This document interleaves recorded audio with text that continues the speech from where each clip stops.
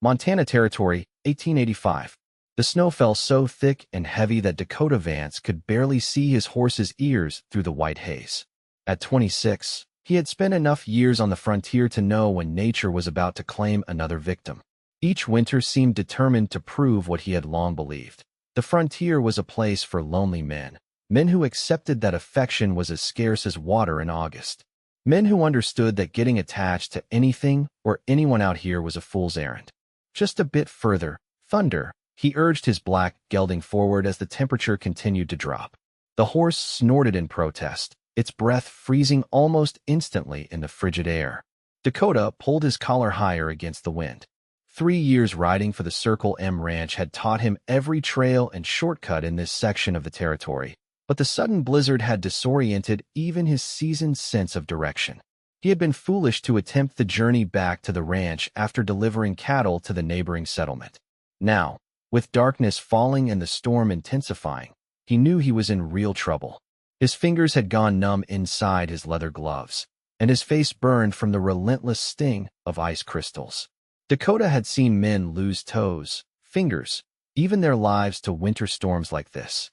The nearest town was at least 20 miles south. The ranch was 15 miles west. Neither seemed possible now. That was when he saw it. A faint glow through the curtain of white, barely visible, but unmistakably the warm light of a cabin window. Hope and wariness battled within him.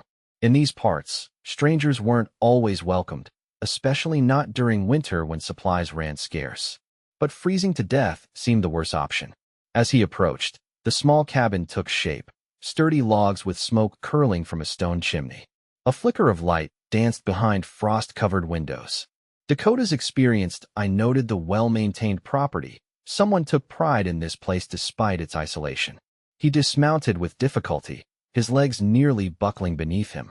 Leading Thunder to the small lean-to attached to the cabin, he saw it already contained firewood and tools, all neatly arranged. Dakota mustered what little strength remained and pounded on the door, praying whoever resided inside was the hospitable sort. The door swung open, releasing a blessed wave of warmth along with the silhouette of a woman.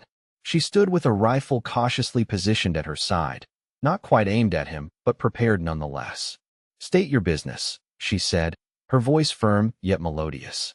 "Apologize for the intrusion, ma'am," Dakota managed through chattering teeth. "Dakota Vance, from the Circle M, got caught in the storm. My horse and I won't survive the night out here." The woman studied him for a moment, then stepped aside. "Get yourself in before you freeze solid on my doorstep." As he stumbled inside, the blessed heat of a roaring fire embraced him. The cabin was small but immaculate. A single room with a bed in one corner, a table with 2 chairs, shelves lined with books, jars, and tins, and a wood stove that radiated comforting warmth. "Your horse," she said, already reaching for a heavy coat hanging by the door. "I can tend to him," Dakota insisted. "You can barely stand. Sit before you fall. I know how to care for a horse." Too exhausted to argue, Dakota sank into a chair near the fire. Through the window, he watched the woman lead Thunder into the lean-to, efficiently removing his saddle and blanket. She moved with the confident grace of someone who had spent her life on the frontier. When she returned, stomping snow from her boots, Dakota got his first clear look at her. She couldn't be more than 22, with striking amber eyes that seemed to catch the firelight. Her chestnut hair was pulled back in a practical braid that hung to the middle of her back. Despite the severe winter conditions, there was a healthy flush to her cheeks, and her simple blue calico dress complemented her slender but strong build. "Thank you, miss," he ventured. "Felicity Reed," she replied, hanging her coat and moving to a pot simmering on the stove. "Most folks call me Fel." "I'm grateful, Miss Reed. When the storm passes, I'll be on my way and compensate you for your trouble." She poured steaming stew into a bowl. "You're not going anywhere until this storm breaks, and from the look of those clouds, that won't be for days." She handed him the food. "Eat. Then you can tell me what possessed you to ride out with a blizzard coming." Her directness both surprised and impressed him. Most women he'd encountered in town batted their eyelashes and spoke in roundabout ways that exhausted his patience. But there was nothing coquettish about Felicity Reed. She was frontier direct, a quality Dakota had come to value above all others. "I misjudged the weather," he admitted between grateful spoonfuls of the savory stew. Had to deliver cattle to the Blackwater settlement. Thought I could make it back before the storm hit full force. Foolishness will kill a man faster than any outlaw out here, she remarked, pouring herself a cup of coffee and sitting across from him. The stew warmed Dakota from the inside out, and as feeling returned to his extremities, he noticed more details about the cabin. A spinning wheel stood in one corner. Herbs hung drying from the ceiling beams. Several sketches of wildlife decorated the walls. But most notably, there were no signs of a husband or children. "You live here alone?" he asked, immediately regretting the question as her expression tightened. "I do. My pa died 2 winters back. Left me the cabin and the land. I manage." There was a challenge in her voice, as though daring him to suggest otherwise. "Impressive," Dakota said honestly. Not many women, or men, for that matter, could handle frontier life solo.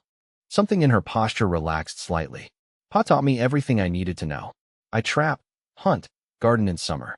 Trade pelts and preserves in town come spring." She sipped her coffee. "What about you?" "Circle M must be running a fair operation to keep cowboys through winter. Mr. McAllister's decent that way.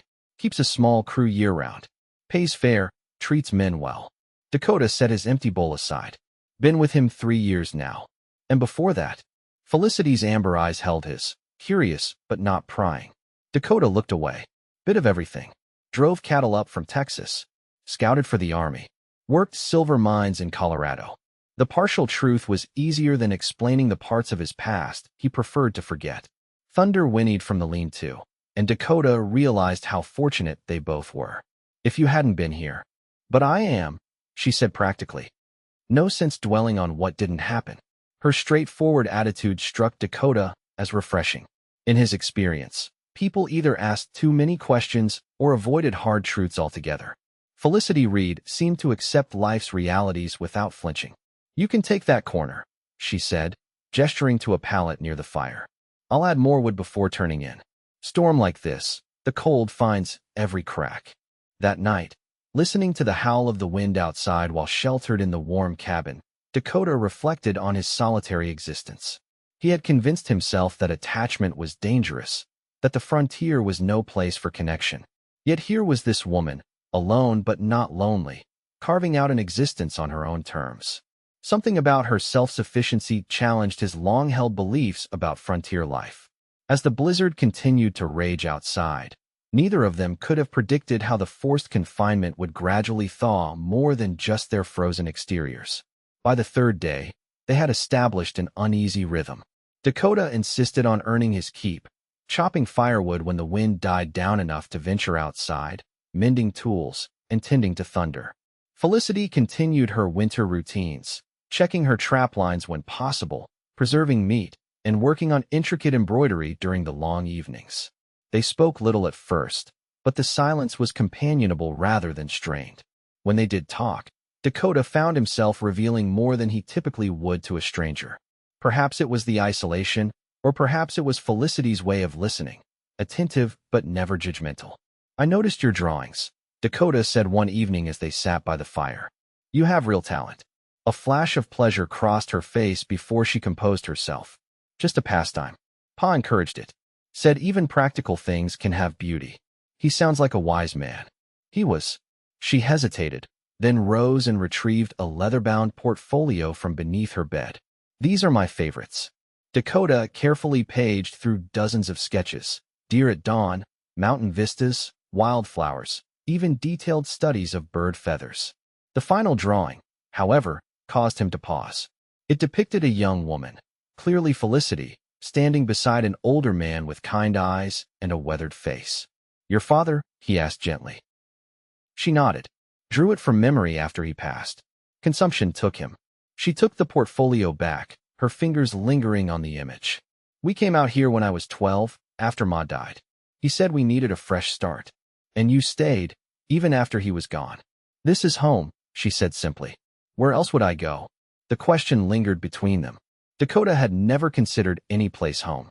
Not since he was 17 and watched raiders burn his family's Texas farmhouse with his parents still inside.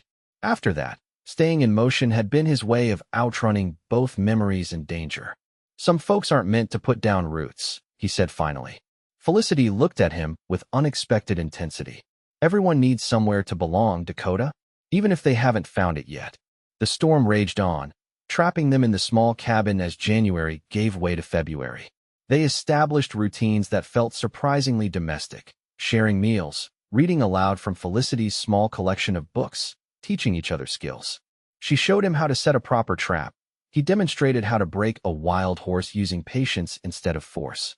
One afternoon, as they worked together preserving venison from a deer Felicity had shot, Dakota found himself studying her profile. She worked with practiced efficiency, her movements graceful despite the utilitarian task. When she caught him watching, he didn't look away. "What?" she asked, a smile playing at her lips. "Just thinking I've never met anyone quite like you, Felicity Reed." She laughed, a sound that had become increasingly frequent as the days passed. "I should hope not. What a dull world if we were all the same. Most women would have fallen to pieces out here alone." Her hand stilled. Most women never get the chance to discover their own strength. They're told from girlhood that they need a man to survive. And you don't believe that? "I believe partnerships should be by choice, not necessity." She resumed her work. "My parents had that. They chose each other daily, not because either couldn't manage alone, but because they preferred not to." Her words struck Dakota with unexpected force. His parents had shared that same quality, a choosing of each other that went beyond convenience or convention. It was something he had never thought to seek for himself, convinced that such connections were liabilities in the unforgiving West. February brought brief breaks in the weather, but the mountain passes remained impassable. During one such reprieve, they ventured outside together to check Felicity's traplines. The pristine snow sparkled under brilliant sunshine, the world transformed into a crystal palace. "It's beautiful, isn't it?" Felicity said, her breath clouding in the cold air. "Most people only see the danger in winter, not the wonder." Dakota washed her face as she surveyed her domain. "You really do love it here." "I love the seasons, the rhythms. Spring's renewal, summer's abundance, autumn's preparations, even winter's rest." She turned to him. "What about you? Is there anything you love about your wandering life?" The question caught him off guard. "Freedom, I suppose. No expectations beyond the job at hand." "That sounds lonely," she observed without judgment. "Maybe, but lonely is safer than losing what you care about." Felicity stopped walking and faced him fully. "What happened to make you believe that?" For a moment, Dakota considered deflection, the habit of years. Instead, standing in the pristine snow with this remarkable woman, he found himself wanting to share the truth. "Raiders. I was 17. My parents had a small farm outside Austin. They refused to pay protection to a gang that controlled the area." He stared at the distant mountains. "I was out hunting when they came. By the time I returned, the house was burning. They were still inside." Felicity's gloved hand found his. "I'm sorry. I tracked the men responsible. Found them one by one." His voice hardened. After that, staying in one place seemed pointless. Dangerous, even. "So you've been running ever since?" "Not running," he corrected. "Just not stopping." She squeezed his hand. "There's a difference between remembering pain and being defined by it." As they stood together in the winter sunshine, something shifted between them, a wall crumbling that Dakota hadn't even realized he'd built. That evening, as they prepared supper together, the simple domesticity of the act struck Dakota with unexpected poignancy. Felicity hummed softly as she kneaded dough for bread while he tended the stew. They moved around each other with the ease of longtime companions rather than chance acquaintances. "You know," he said suddenly, "I've been thinking about what you said. About choosing partnership rather than needing it." She glanced up, flour dusting her cheeks. "Oh, I've always viewed attachment as a weakness, something that gives others power to hurt you." He stirred the pot slowly. "But watching you here, you're the strongest person I've met, and you still value connection. You miss your father. You cherish memories." Felicity shaped the dough with practiced hands. "Caring deeply doesn't make you weak, Dakota. It gives you something worth fighting for."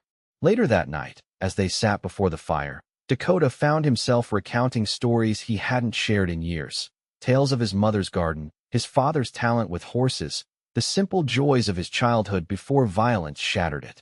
Felicity listened, occasionally asking questions, but mostly allowing him the release of finally speaking aloud the memories he had kept locked away. In return, she told him about her mother's death from fever, the difficult journey west with her father, and their early struggles to establish the homestead. She described learning to hunt and trap, the pride she felt in her self-reliance, and her secret dream of someday publishing a book of her wilderness illustrations. The sharing of stories created an intimacy between them that transcended the physical confines of the small cabin. For the first time in nearly a decade, Dakota found himself imagining a future beyond the next season, the next job, the next trail. By mid-February, they had fallen into an easy companionship. They worked together during daylight hours, repairing the cabin's roof damaged by heavy snow, preserving food, caring for thunder. Evenings were for conversation, reading, and increasingly, laughter. One night, as Felicity taught Dakota to play a card game her father had invented, their hands brushed. The contact sent an unexpected current through him. He looked up to find her amber eyes fixed on his, a question in their depths that matched the one forming in his heart. "Fel," he said softly. She set down her cards. "Yes." The moment stretched between them, fragile and weighted with possibility. Dakota leaned forward slowly, giving her every opportunity to pull away. Instead, she met him halfway, her lips touching his with gentle certainty. The kiss deepened, awakening feelings Dakota had long suppressed. When they finally broke apart, both were breathless. "I didn't plan this," he said, reaching to tuck a strand of hair behind her ear. "Nor did I." Her smile was radiant. "But I can't say I'm sorry it happened. Neither am I." He traced her cheek with his fingertips. "Though I've nothing to offer you, Fel. No home, no land. Just a saddle and whatever I can earn season to season." She captured his hand in hers. "I'm not asking for promises, Dakota. Just honesty. That I can give you." He pulled her close again. "And right now, honestly, I want nothing more than to kiss you again." As February surrendered to March, their relationship deepened. They never formally acknowledged the change, but each night Dakota moved his bedroll closer to Felicity's bed until, during a particularly cold night, she simply lifted her quilt in silent invitation. There, in the sanctuary of her arms, Dakota found a peace he had believed forever lost to him.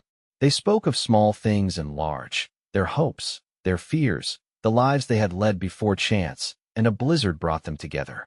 Dakota found himself revealing dreams he had abandoned years ago, of having his own ranch someday, raising horses instead of just breaking them for others. "You could do it," Felicity told him one night, her head resting on his chest. "This land has potential for horse breeding. The valley beyond the North Ridge has excellent grazing. You sound like you've considered it yourself." She traced patterns on his skin.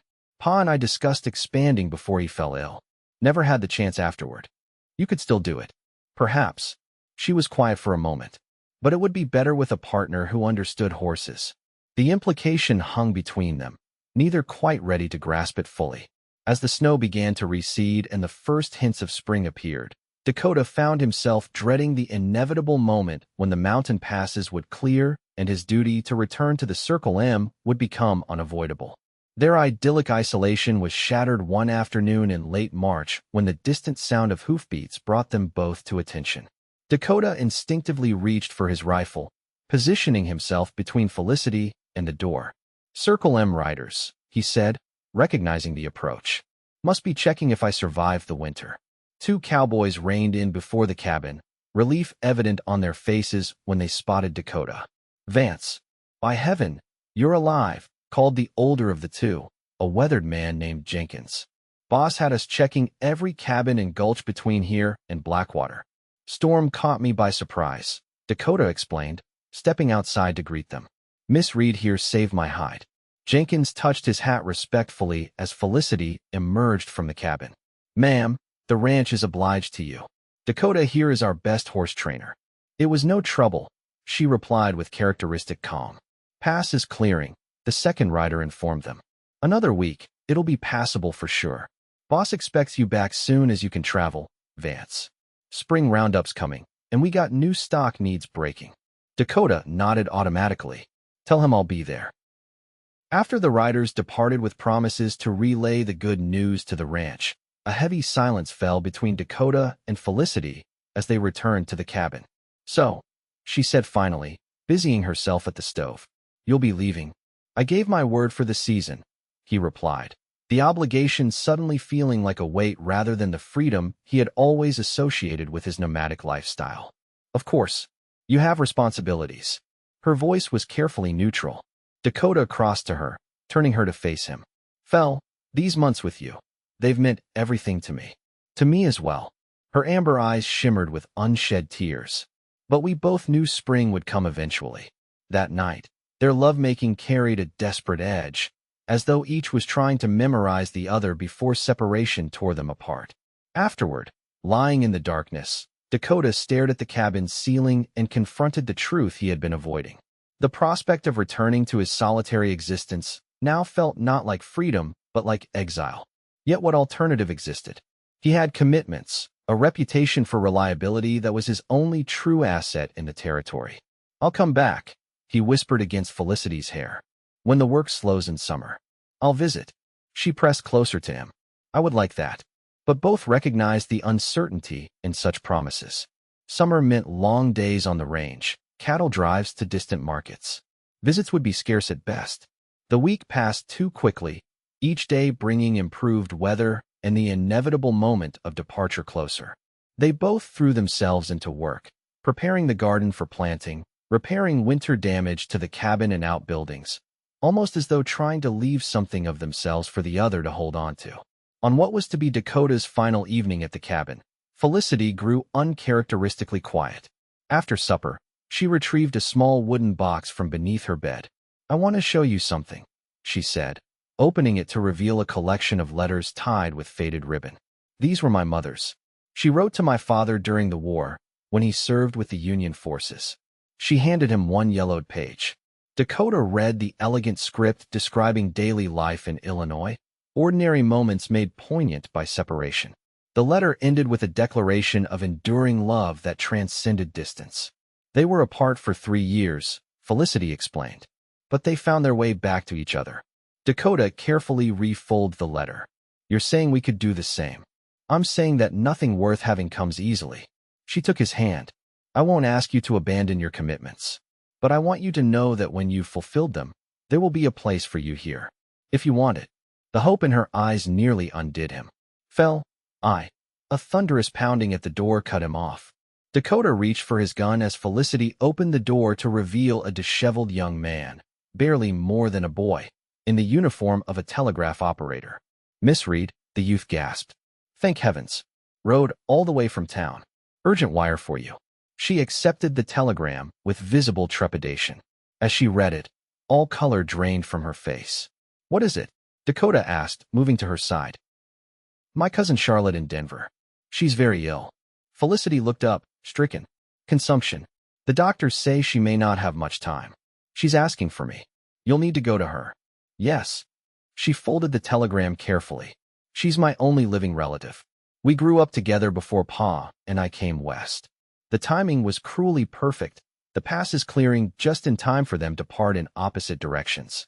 Dakota heading north to the ranch, Felicity south to Denver. The symmetry felt like fate mocking their newfound connection. When will you leave? He asked. Tomorrow, if the weather holds. She squared her shoulders, the practical frontier woman once more. I can be in Denver within a week if I push hard. That night, they held each other close, neither sleeping much as they contemplated the uncertain future. Dakota found himself questioning everything he had believed about attachment and vulnerability. The prospect of losing Felicity made him realize how much he had come to care for her, not despite her independence, but because of it. Morning arrived with brutal swiftness. They prepared in near silence, each lost in private thoughts as they packed provisions and readied their horses. When there was nothing left to do, they stood facing each other in the yard. I don't know how long I'll need to stay in Denver, Felicity said, her voice steady despite the emotion in her eyes. Charlotte has no one else. The ranch will keep me busy through summer at least, Dakota replied. But after that, she nodded, understanding his unspoken question. This cabin will still be here, as will I, once Charlotte is either recovered or... She couldn't finish the thought. Dakota took her hands in his. I've spent years believing that caring for someone was a weakness I couldn't afford, that the frontier was too harsh for anything but survival. And now, she asked softly. Now I think perhaps the frontier is harsh precisely because too many believe as I did. He drew her close. You've shown me that strength isn't about standing alone, Fel. It's about choosing to stand together. She reached up to touch his face. Then remember that, when you're back with your cowboys and I'm in Denver. Remember that what we found here wasn't just circumstance or convenience. I will. He kissed her with a promise in it. And I'll return in autumn. You have my word. As they mounted their horses and prepared to ride in opposite directions, Dakota felt the weight of their separation already. Yet beneath the pain was something new. Hope, fragile but persistent, like the first green shoots pushing through spring snow. The months that followed tested both Dakota and Felicity in ways neither could have anticipated. For Dakota, returning to the Circle M meant confronting how much he had changed during his winter isolation. The camaraderie of the bunkhouse, once comfortable, now felt hollow compared to the deep connection he had shared with Felicity. The endless days of breaking horses and driving cattle that had previously given him purpose now seemed merely duties to fulfill before he could return to her. He wrote to her regularly, sending letters to Denver care of her cousin's address. Her replies, when they came, sustained him through the long summer days, tales of city life, her cousin's slow improvement, and always, beneath the practical details, the current of longing that matched his own. In August, disaster struck the ranch when rustlers hit during a thunderstorm, driving off nearly 100 head of prime cattle. Dakota joined the posse that formed to track them, his tracking skills making him an essential member of the pursuit. They caught up to the rustlers in a narrow canyon 3 days later. What followed was a brutal gunfight that left 2 of the ranch hands wounded and 3 rustlers dead. Among the survivors was a face Dakota recognized with shocked horror, Martin Kelly, one of the raiders who had murdered his parents years before. Kelly recognized Dakota too. Vance. He spat from where he sat bound against a rock. Thought you'd killed all of us. Apparently I missed one, Dakota replied coldly. That night, as the posse camped before returning to the ranch with their prisoners and recovered cattle, Dakota sat apart, cleaning his gun with mechanical precision. The unexpected confrontation with his past had awakened old ghosts he thought long buried. Jenkins approached, offering a cup of coffee. Heard what that rustler called you. Seems you two have history. Dakota accepted the coffee without looking up. He helped murder my family. Years ago in Texas. The older cowboy whistled softly. Explains the look on your face when you saw him. You planning on finishing what you started back then? The question gave Dakota pause. Once, revenge had consumed him, driving every decision and justifying his solitary existence. Now, with Kelly helpless before him, he found the rage strangely diminished. No, he said finally. He'll hang for rustling. Justice doesn't need my help. That's a change from the Dakota Vance I've known these past years, Jenkins observed. Dakota thought of Felicity's words about being defined by pain. Maybe I'm not quite the same man anymore. When they returned to the ranch, the owner, Samuel McAllister, summoned Dakota to the main house. A bear of a man with a shrewd business mind, McAllister had always treated his men fairly if distantly. Heard you did exceptional work tracking those rustlers, Vance, he said, pouring 2 glasses of whiskey and sliding one across his desk. Just doing my job, sir. Jenkins tells me you had personal history with one of them. Says you handled it with remarkable restraint. McAllister studied him over his glass. Also says you've changed since winter. More settled, somehow.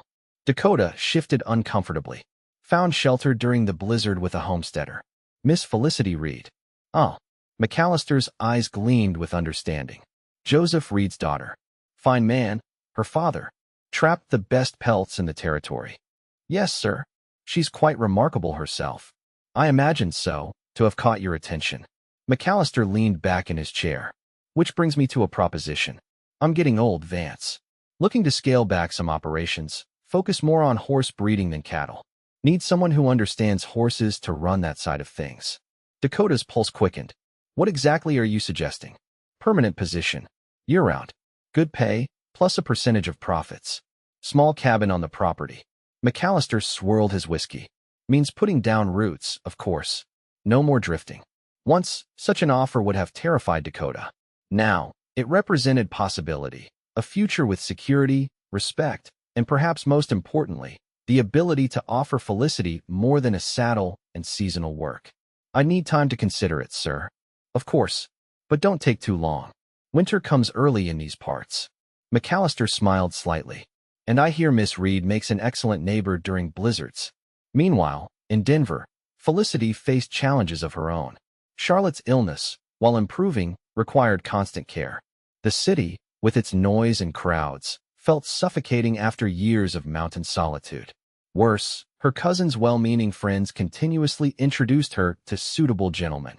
Unable to comprehend her attachment to a cowboy she had known for only one winter.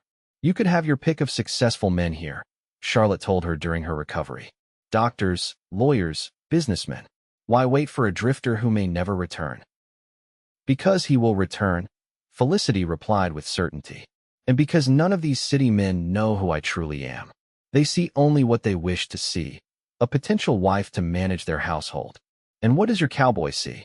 Felicity smiled, remembering Dakota's respect for her skills, his appreciation of her independence. He sees me. By September, Charlotte had recovered sufficiently that she no longer required constant attention.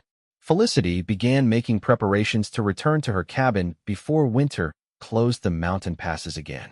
A letter from Dakota arrived just as she was packing, containing news that both thrilled and terrified her. He wrote of McAllister's offer, the possibility of permanent employment, and his growing certainty that the wandering life no longer satisfied him. I find myself dreaming of constancy, he wrote, of seasons observed from one vantage point, of building something that remains. These are new thoughts for me, Fel, and I cannot separate them from thoughts of you. The letter ended with a question that set Felicity's heart racing. I will reach your cabin by the first week of October. When I arrive, I hope to ask you a question in person that cannot properly be posed on paper. Will you be there to hear it? Her reply was immediate and certain. I will be waiting. True to her word, Felicity arrived home in late September. The cabin stood just as she had left it, though wild grasses had begun to reclaim the yard, and a family of squirrels had taken residence in the woodpile. She set to work with furious energy, cleaning, repairing, preparing for winter, and for Dakota's return. Each day, she scanned the horizon for his approach. Each night, she checked and rechecked her stores, ensuring everything was perfect. By the 1st of October, anticipation had wound her nerves so tight she could barely sleep. On the morning of October 5th, a cold, clear day with hints of snow in the air, Felicity was tending the garden when she heard the distant rhythm of hoofbeats. She straightened, shading her eyes against the autumn sun, heart hammering as a familiar silhouette appeared on the ridge. Dakota rode down the slope at an unhurried pace, his tall figure straight in the saddle, thunder stepping proudly beneath him. As he drew closer, Felicity could see changes in him. His face more weathered from months in the sun, his bearing somehow more settled, more certain. She waited by the cabin door, fighting the urge to run to him like some lovesick girl in a penny novel. When he finally reined in before her, their eyes met, and all the months of separation vanished in an instant. You came back, she said, her voice steady despite her racing pulse.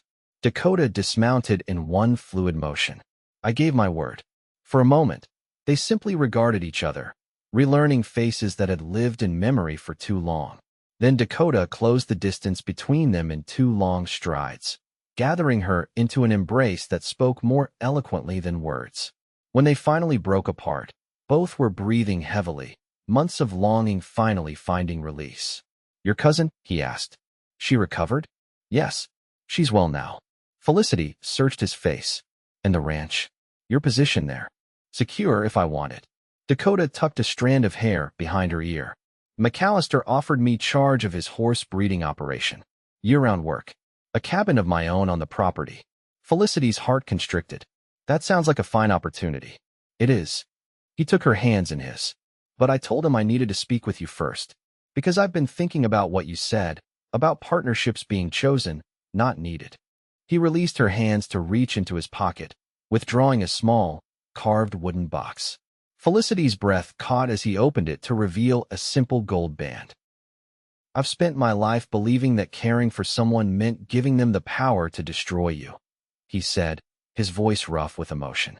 After losing my family, I convinced myself that the frontier was too harsh for love, that survival meant standing alone.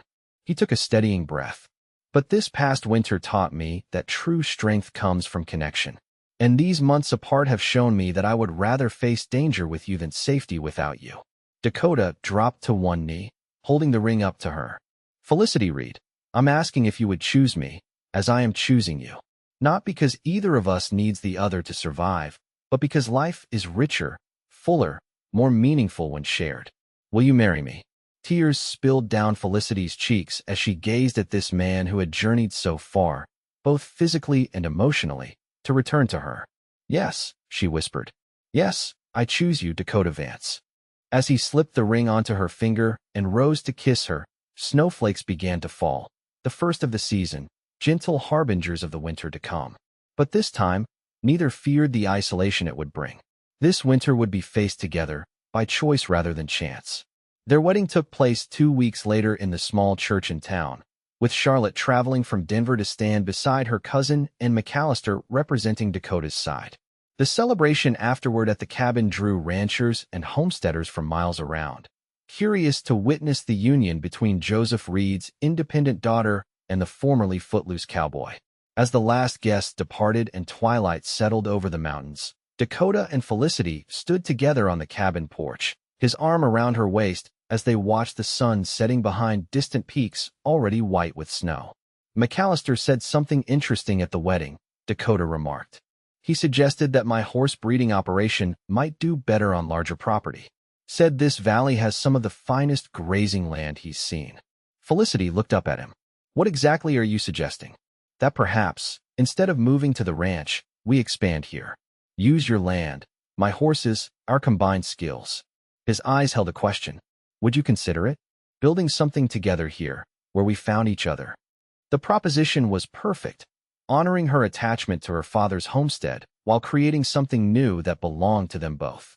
A true partnership of equals. I would love nothing more, she replied, sealing the agreement with a kiss. As winter settled once more over the Montana territory, the cabin that had once sheltered a solitary woman now housed a family beginning. Inside, Dakota and Felicity sat before the fire, making plans for spring, pastures to fence, stables to build, horses to acquire. Their future stretched before them, no longer separate paths, but a single road traveled side by side. Do you ever think about how different things might have been if that blizzard hadn't hit last year? Felicity asked, her head resting against his shoulder. Dakota considered the question. I'd have made it back to the ranch. Continued drifting through life, convinced I was free when really I was just afraid. And I'd still be here alone, telling myself independence was enough. He pulled her closer. Then I'm grateful for that storm. For every hardship that led us to this moment.